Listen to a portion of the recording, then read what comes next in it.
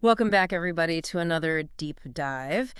And today we are stepping into a really fascinating world. It's the world of political psychology.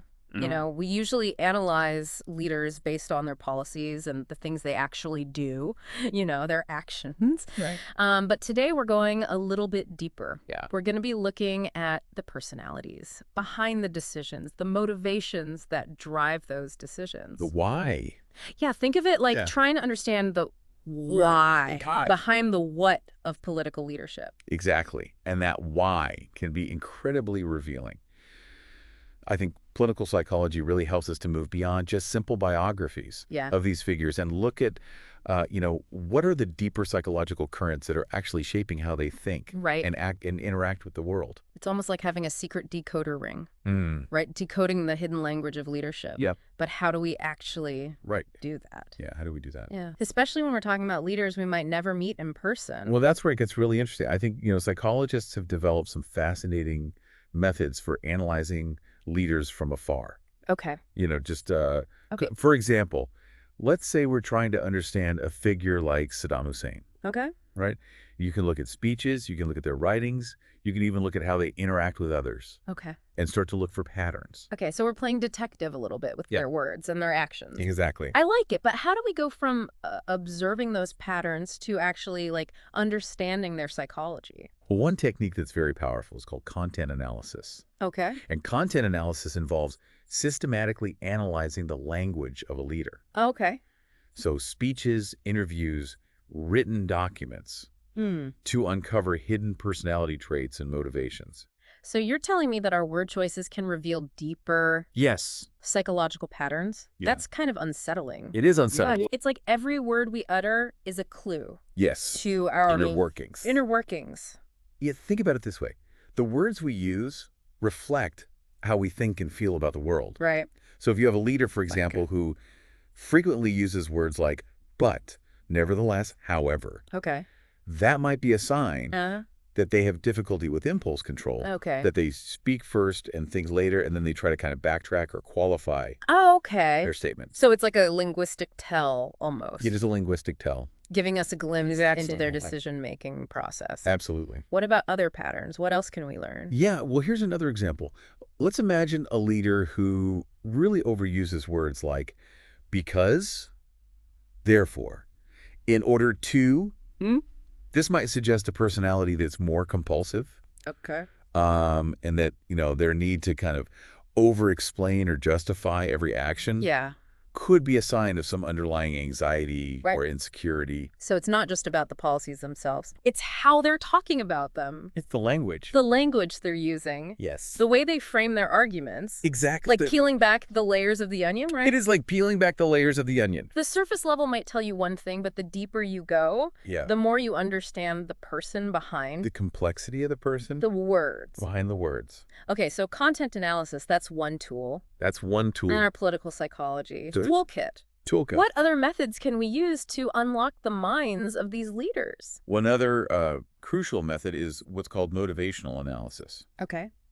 And motivational analysis focuses on identifying what are the core drives that are influencing a leader's decisions. So what kind of drives are we talking about? Like basic human needs that motivate all of us? Well, in a way, yes. Okay. Psychologists often focus on three fundamental motives: achievement, affiliation, and power. Okay, let's break those down. Achievement. So that's like the drive to excel, to accomplish great things, right? Hmm. I can definitely see how that would be a really powerful motivator for a political leader. Absolutely. Leaders with a high need for achievement tend to be very goal-oriented. They're driven to leave a lasting legacy. Okay. They're often the ones who initiate bold policies, take calculated risks Yeah. to really make their mark on history. It's like that inner fire that pushes them to strive for greatness. Exactly. What about affiliation? So affiliation is more about the need to build relationships and foster harmony. Okay.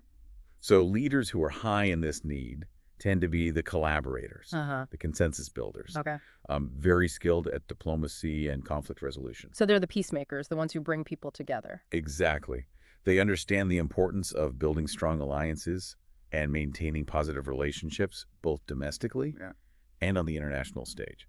Okay, that makes sense. And then there's power, and I feel like that's the one we most often associate with political leaders. Right. Right. But I imagine it's a lot more nuanced than just like a simple lust for control. You're right. Power in this context refers to this need to influence others, shape events. Okay. It's about control, Yeah. yes, but it can also be about having a lasting impact on the world, shaping the course of history. So a leader with a high power motive might be driven by a desire to create like a better world, a Yes. more just society. Exactly. But they also understand that wielding power is often necessary Yes. to achieve those goals. Precisely. Mm. And it's important to remember that these motives aren't always expressed in very straightforward ways. Right. They can be hidden beneath the surface, Mm-hmm. and it takes careful observation Right. and analysis Yeah. to really understand how they're driving a leader's actions. I imagine it can be tough to disentangle those motives, especially with someone like Saddam Hussein, where his public image is so carefully crafted. You're right, and that's why we need a multifaceted approach Right. to really understand these complex figures. And that brings us to another really fascinating method. It's called operational code analysis. Okay. And operational code analysis is all about trying to decode a leader's belief system about the political world. Okay. Operational code analysis. That sounds Yeah. intriguing. Yeah. Can you elaborate on that a bit? Like, how do we actually decode someone's beliefs about politics? Imagine you're trying to understand a leader's mental map of the world. Okay. So what are their assumptions about how the world works? What motivates other actors Okay. on the global stage? Yeah. What strategies do they believe All right. are effective for achieving their goals? So it's like getting a glimpse into their internal compass. The beliefs that are guiding their decisions. Exactly. And this compass can be incredibly revealing. Right. So, for example, does a leader believe that the world is inherently cooperative Okay. or conflictual? Right. Do they believe that they can shape events through their actions, Okay. or are they more at the mercy of fate? Those are fundamental beliefs that would shape how they approach everything, Everything. from diplomacy to Exactly. military intervention. Absolutely. Take Jimmy Carter, for instance. Okay. His belief system, as reflected in his speeches, Yeah. and his actions remained pretty stable for much of his presidency. Okay. He really believed in diplomacy, in negotiation, in finding common ground. Right. But then after the Soviet invasion of Afghanistan, Yeah. his view of the world shifted dramatically. That makes sense. Like a major event like that, something that really directly challenges their core beliefs, Right. could reshape their entire perspective. It's a powerful illustration of how events can trigger Right. a change in a leader's operational code Okay. and lead to a very fundamental shift in their approach to foreign policy Yeah. and global affairs. Okay. So we've got content analysis, Yeah. we've got motivational analysis, and we've got operational code analysis. Mhm. These are incredibly powerful tools for understanding Absolutely. the psychology of leadership. Yeah. And what's fascinating is that these insights aren't just theoretical. Right. They have very real-world applications. Okay. We can use them to anticipate how leaders might react in different situations, what strategies they might employ, Yeah. and even what their ultimate goals might be. It's like having a crystal ball into the world of politics. Hmm. But before we get too carried away Right. with predictions, I'm curious to explore how specific personality types Yes. play out in leadership. I Yeah. think we all kind of have a sense of what a narcissistic leader or a paranoid leader might look like. But what does psychology tell us about these Yeah. patterns? That's a great question, and that's where things get really interesting. Let's start with the narcissistic leader. So we were just about to dive into specific personality types and how they might play out in the political arena. Right. Let's start with that narcissistic leader. Okay. You know, I feel like we all have sort of an image in mind when we hear that term, but from a psychological perspective, what we're really talking about are leaders who are often driven by this really profound need for admiration, Okay. and a sense of grandiosity. Yeah. You know, they often have a very fragile ego, Okay. despite projecting this image of supreme confidence. That's interesting. So it's not just about being self-centered. There's a deeper vulnerability. Yes, there's a vulnerability there. Beneath the surface. Yeah. How might that actually play out then in their leadership style? Well, because of that fragile ego, they might struggle with taking criticism. Okay. They might surround themselves with yes men who constantly reinforce their worldview. Yeah. And they might prioritize appearances over substance. It's like they're building a wall of validation Exactly. around themselves to protect that fragile sense of self. To protect that fragile sense of self. Does this mean they're incapable of effective leadership? Not necessarily. I mean, Yeah. some narcissistic leaders can be very charismatic and persuasive, Okay. able to really rally people to their cause. But the challenge is that their decisions may be driven more by this need for personal glory Right. than by what's truly best Yeah. for the people they lead. So a healthy dose of skepticism might be warranted Absolutely. when encountering a leader who seems a bit too focused on their own image. I think that's a good rule of thumb. Okay. Let's move on to another personality type, the obsessive-compulsive leader. Yes. How might their personality traits manifest in their leadership style? So obsessive-compulsive leaders can be incredibly meticulous Okay. and detail-oriented, which can be a strength Right. when it comes to things like policy development or managing complex systems. Yeah. They really thrive on order and control. So they might be the ones who are poring over every line of a bill, Exactly. making sure every detail is just perfect. Exactly. But could that attention to detail also become a liability? It absolutely can. They might get so bogged down in the minutia Right. that they struggle with making timely decisions, Okay. especially during a crisis, when quick action is needed. Right. And their need for control might also make it difficult for them to delegate tasks effectively. Yeah. So it can lead to micromanagement and potentially stifle creativity Okay. within their teams. It's about finding the balance. Right. Finding the balance? Harnessing those positive traits Right. while mitigating the potential downsides. Exactly. Now, the paranoid leader, that one seems particularly concerning in a Yeah. position of power. It can be. Yeah. Paranoid leaders essentially operate from a place of really deep-seated distrust. Okay. They often see enemies and conspiracies Yeah. lurking around every corner, Right. which can lead to a very stressful Yeah. and isolating leadership experience. So their worldview is essentially one of constant threat. It is one of constant threat. How does that impact their decision-making? Well, their decisions might be driven more by fear than by reason. Okay. They might overreact to perceived threats, Yeah. whether those threats are real or imagined, and they might have difficulty trusting even their closest advisors. I imagine that would create a very tense and volatile Very tense. environment for everyone around them. Absolutely. It's like they're constantly on edge, Yeah. ready to defend themselves from attack. Yeah, it can have a chilling effect on open discussion and debate, Exactly. as anyone who disagrees with them Right. risks being labeled as like a traitor or an enemy. A traitor and enemy. This is all starting to feel a bit heavy. Yeah. Can we lighten the mood a bit by shifting our focus Sure. to some real-world examples? Of course. I'm really curious to see how these psychological principles play out in the lives of actual leaders. So in his book, Jerrold Post delves into these very detailed psychological profiles Okay. of two very different leaders, Bill Clinton and Saddam Hussein, Okay. and they offer these fascinating case studies in political personality, Yeah.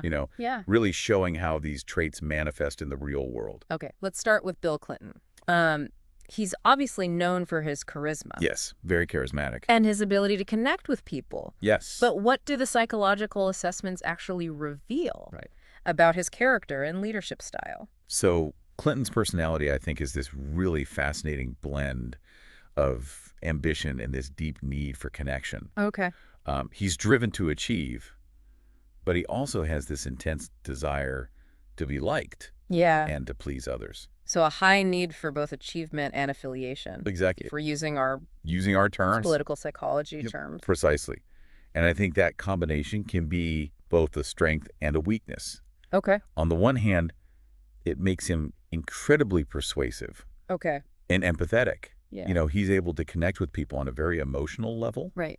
and build those strong relationships, which are so essential Yeah. in politics. It's like he can charm his way into any room and win people over. He was known for that. With his personality. Absolutely. Yeah. But on the other hand, this need for approval can also lead to a tendency to compromise too easily, Okay. to avoid conflict, and to sometimes make decisions based on popularity Right. rather than what he truly believes is right. So it's like he's constantly trying to balance Balance again. those two sides of himself, the ambitious, driven leader Yeah, and the people-pleasing charmer. exactly. And Post suggests that this tension might stem in part Okay. from his childhood experience. Right. We talked earlier about how those early experiences can have such a profound impact A profound impact. on a leader's psychology. So what were some of the key influences in Clinton's early life? Well, one key insight from post-analysis is the influence of Clinton's mother, Virginia Kelly. Yeah. Okay. She had a very complex personality herself Okay. and a tendency towards what he calls crisis-driven behavior. Okay. And this seems to have had a very lasting impact on her son. Can you elaborate on that a bit? Like, how did her personality shape his? Well, she faced a lot of instability in her own life, multiple marriages, Right. financial struggles, volatile relationships. Okay. She was known for being very charming and charismatic, Yeah. but also impulsive and prone to risk-taking. It sounds like a potent mix of personality traits. A potent mix. Yeah. How did that translate to Clinton's leadership? Well, some analysts suggest that Clinton's early life experiences, Okay. including unreliable caregivers and exposure to, risky behavior, Yeah. might have contributed to his own ability to compartmentalize, Okay. to adapt, and to develop this kind of emotional detachment, Interesting. almost like a survival mechanism Yeah. in an unpredictable environment. So he learned to be adaptable Yes. to navigate those complex social situations, but perhaps at the cost of Sure. some emotional vulnerability. That's one interpretation, and it raises these interesting questions about authenticity. Right.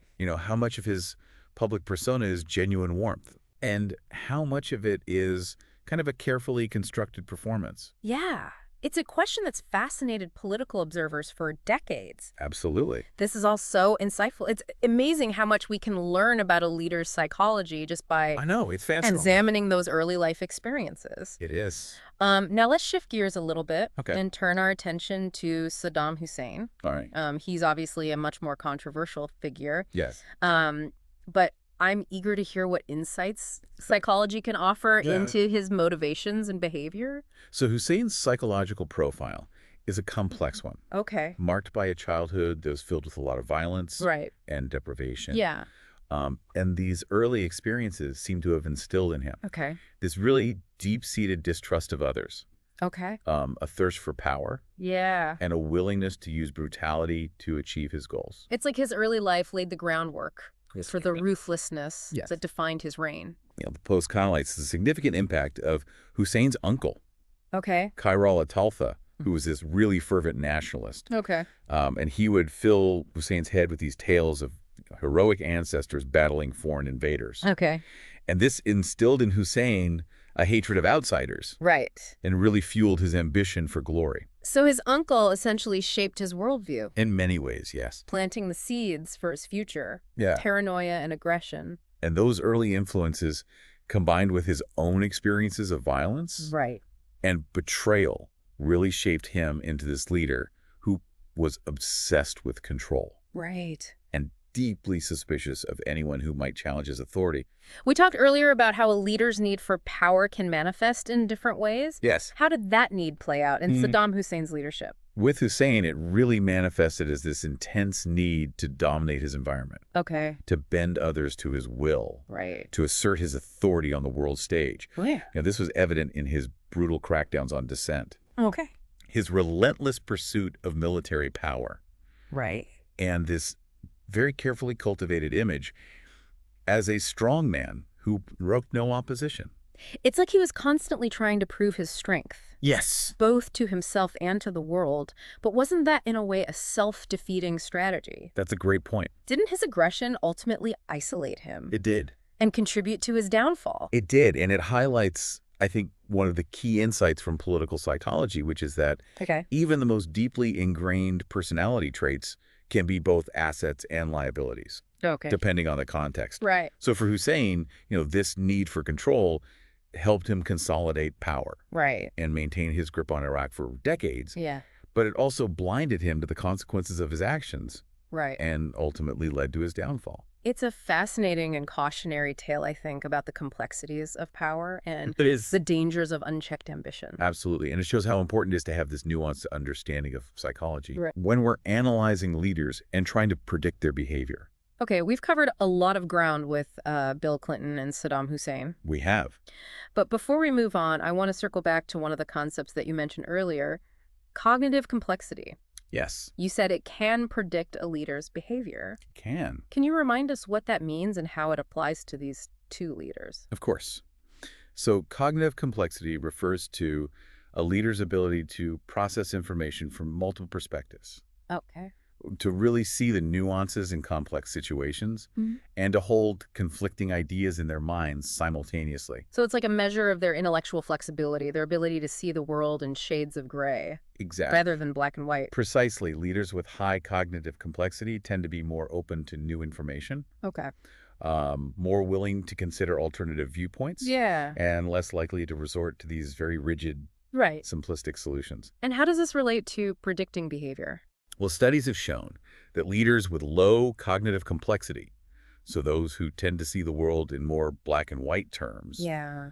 are more prone to conflict and aggression. Okay. They might struggle to understand the perspectives of others Right. and might be quick to demonize Yeah. their opponents. That makes sense if you can't see the nuances of a situation. Right. If you can't empathize with those who hold different views. Exactly. It's more likely that you'll resort to force or Yeah. coercion to get your way. Precisely.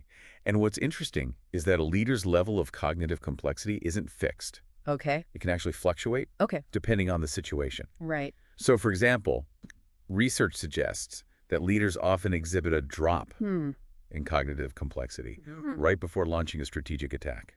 That's a fascinating insight. It is fascinating. It's almost like a warning sign, It is. a red flag that a leader might be about to make a rash decision. Exactly. It's like they're narrowing their focus, Okay. becoming more fixated on a particular goal and less open Yeah. to alternative courses of action. Could this knowledge be used to predict conflict and potentially intervene before things escalate? It's a possibility, although I think more research is needed. Right.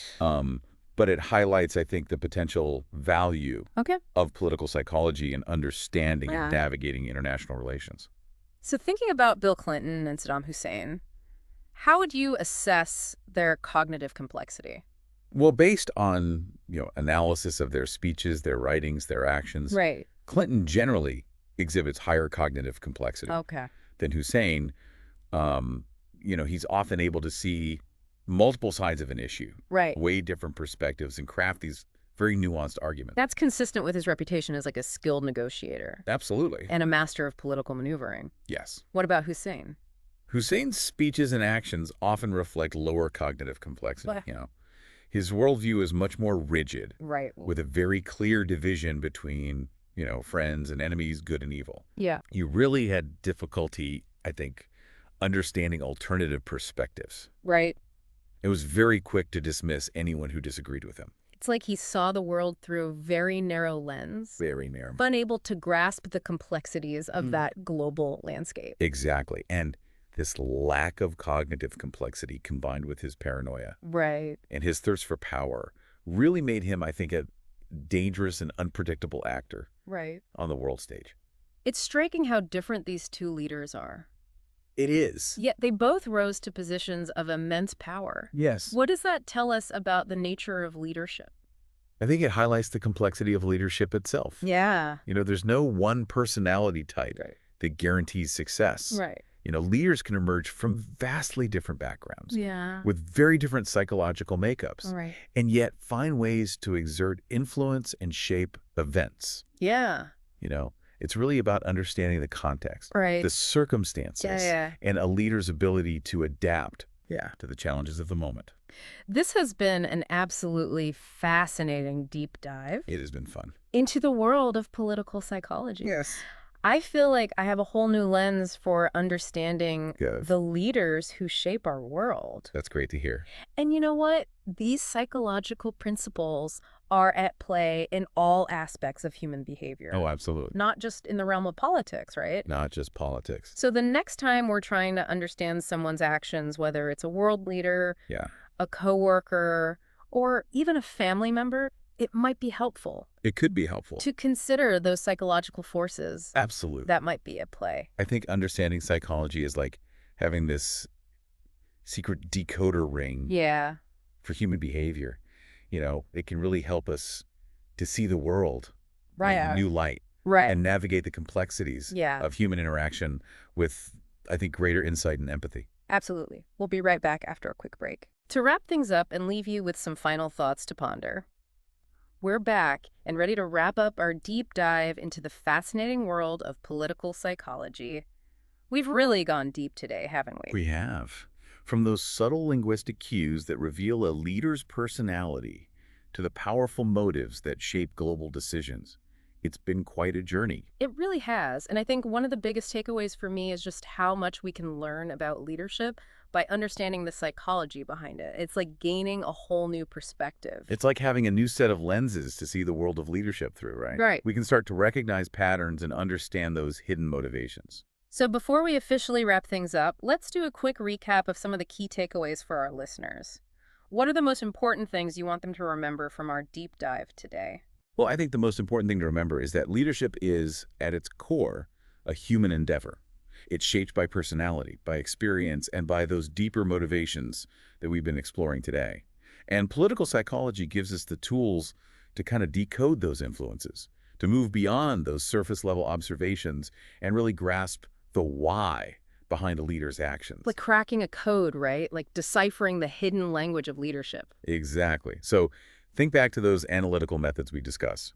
Content analysis, where we analyze a leader's language for clues to their personality and motives. Motivational analysis, where we look at the interplay of those fundamental drives, achievement, affiliation, and power.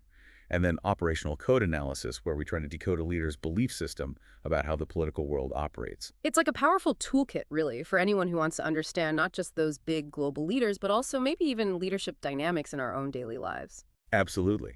And don't forget the impact of personality types, too. Recognizing those traits like narcissism or obsessive compulsiveness or paranoia can help us to anticipate some of the challenges that a leader might present and hopefully navigate those dynamics a bit more effectively. It's about understanding those tendencies and adapting our own approach accordingly. We can't change someone's personality, right? But we can learn to work with it, or maybe, sometimes avoid it. Precisely. Yeah. And finally, remember that concept of integrative complexity. Leaders who can embrace those shades of gray, who can consider different viewpoints and grapple with complexity, are often the ones who are best equipped to handle crises and find more creative solutions. It's like we should be seeking out those leaders who are flexible, right? Right. Who are adaptable, who can embrace nuance instead of trying to force everything into those neat little categories. Exactly, because the world is rarely that simple.